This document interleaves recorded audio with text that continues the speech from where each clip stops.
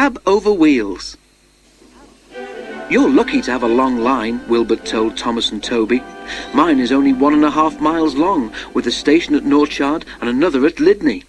The scenery is super though, and my driver says it's better up the valley. Our volunteers are going to open that bit too. They work hard, but it takes a long time. One of Wilbert's first jobs was at the lead mine. Don't pass the danger notice, Thomas warned. I fell down a mine once. Wilbert smiled. I've worked in a colliery, he said, so I know about danger notices. But, he added, there was an engine once who thought he knew better. What happened? Asked Toby and Thomas. Wilbert paused. This engine didn't have a name, he began, just a number, 16, and he worked in a steelworks. One of the jobs that 16 and his friends had to do was to take the waste from the works in special trucks to a place they called the tip.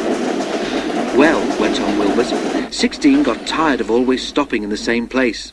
He tried to go further, but his driver always prevented him. The other engines tried to stop him too. If the notice says danger, you shouldn't pass it, they said. 16 paid no attention. Don't be stupid, his driver said. We mustn't pass the notice, or goodness knows where we shall end up.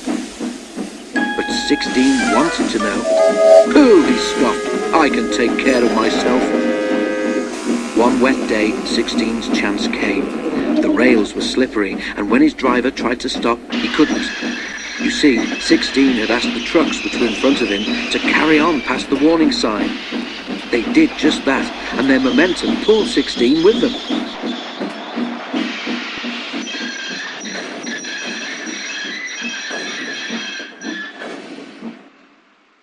You silly engine, scolded his driver. Wasn't my fault, muttered 16 sulkily. It was those trucks.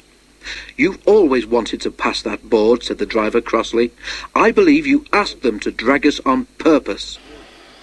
A foreman ran towards them. What are you doing there, driver? He shouted. It's not safe. The trucks dragged us, explained the driver.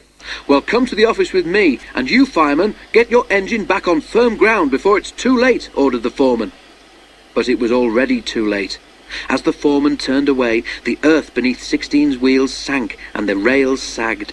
A small rush of stones clattered away to the bottom of the bank.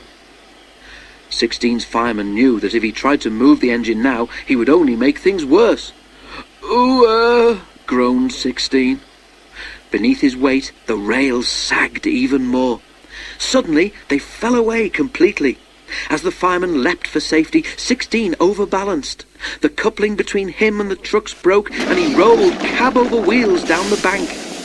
He reached the bottom with a crash and lay on his side, looking surprised and leaking steam in all directions. Help! He gasped weakly.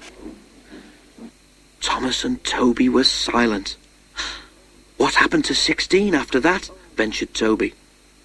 Oh, he was rescued, Wilbert said, but he wasn't repaired, and he was sent to the back of the shed in disgrace. Is he still there? Asked Thomas. He got better than he deserved, smiled Wilbert. Some preservation people came and bought him, and now he lives in the Midlands, but I think he's lucky to have been given a second chance. Thomas and Toby could only agree.